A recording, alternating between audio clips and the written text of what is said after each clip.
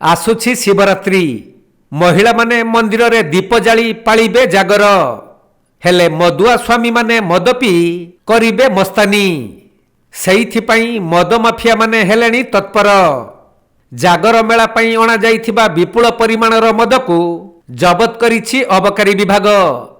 मयूरभंज जिला बेतनटी ब्लॉक बैसिंगा थाना नड़पुर पंचायत अधीन कईफुलिया ग्राम रे अबकारी विभाग चढ़ाऊ करी विपुल परिमाणर नकली विषाक्त विदेशी मद सहित ओडिशा रे बिक्री पाई निषिद्ध थिबा चोरा विदेशी मद जबत करिछि बेतनटी अबकारी विभाग।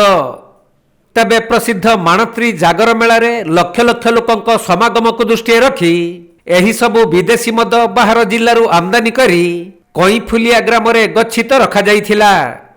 खबर पाई बेतनटी अबकारी थाना अधिकारी खुंटा और उदुला अबकारी टीम समेत सशस्त्र पुलिस फोर्स कईफुलिया ग्राम रे चढ़ाऊ करिथिले।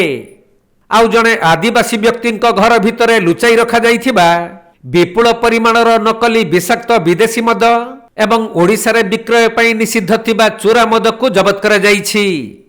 ए नै बेतनटी अबकारी थाना रे एक मामला रुजु करा जाई फेरार थिबा घर मालिक को गिरफ्त करिबा पाई चढ़ाऊ जारी रहिछि।